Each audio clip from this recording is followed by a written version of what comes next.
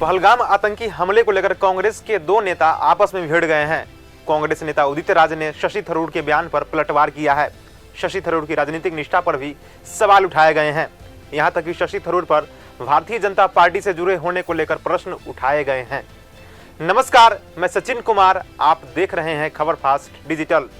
22 अप्रैल को जम्मू कश्मीर के पहलगाम आतंकी हमले में 26 लोगों की जान चली गई थी, जिसके बाद पूरे देश में पाकिस्तान पर कार्रवाई करने की मांग उठने लगी है। हालांकि भारत की तरफ से कूटनीतिक प्रहार किए गए हैं। पाकिस्तान पर कार्रवाई के लिए सरकार को विपक्ष का भी भरपूर साथ मिल रहा है। इसी कड़ी में विपक्षी खेमे से कांग्रेस नेता शशि थरूर ने पहलगाम हमले पर अपनी बात रखी।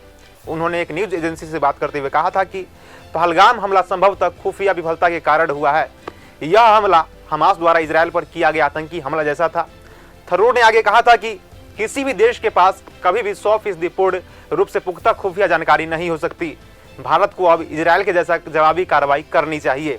बस थरूर का यही बयान कांग्रेस के एक और नेता उदित राज को रास नहीं आया। उन्होंने शशि थरूर को आड़े हाथों लिया। उदित राज ने एक्स पर लिखा कि शशि थरूर को यह भी पूछना चाहिए था कि 26/11 मुंबई हमले के समय मोदी जी गुजरात से मुंबई पहुंचकर क्यों केंद्र सरकार की आलोचना की थी। थरूर जी, आपको पूछना चाहिए कि मोदी जी बिहार में चुनावी रैली में तो पहुंच गए और राहुल गांधी जी विदेश की यात्रा को स्थगित करके पहलगाम गए और आतंकी हमले में घायलों के दुख पीड़ा में शामिल हुए।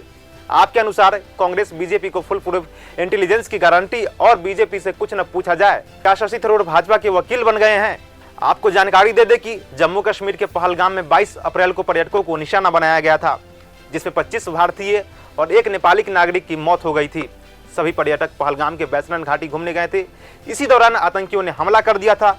यह हमला 2019 के पुलवामा हमलों के बाद दूसरा सबसे बड़ा आतंकी हमला है। 2019 के पुलवामा हमले में 40 सुरक्षा बल शहीद हो गए थे। उस वक्त भारत सरकार ने पाकिस्तान पर एयर स्ट्राइक कर हमले का बदला लिया था। अब एक बार फिर से पाकिस्तान ने भारत पर आघात लगाकर हमला किया है, जिसके बाद भारत सरकार ने पाकिस्तान को मुंहतोड़ जवाब देने के संकल्प को दोहराया है। हालांकि आतंकी हमले के दूसरे दिन यानी 23 अप्रैल को ही सीसीएस की बैठक में भारत सरकार ने पाकिस्तान पर कूटनीतिक स्ट्राइक की थी। सीसीएस की बैठक में सिंधु नदी जल समझौते को निलंबित कर दिया गया है। साथ ही पाकिस्तानी राजनयिकों को 1 सप्ताह के भीतर भारत छोड़ने को कहा गया है। वहीं पाकिस्तानी नागरिकों को 27 अप्रैल तक भारत से बाहर जाने को कहा गया है। इस खबर पर आपकी क्या राय है, हमें कमेंट सेक्शन में जरूर बताएं। वीडियो देखने के लिए धन्यवाद।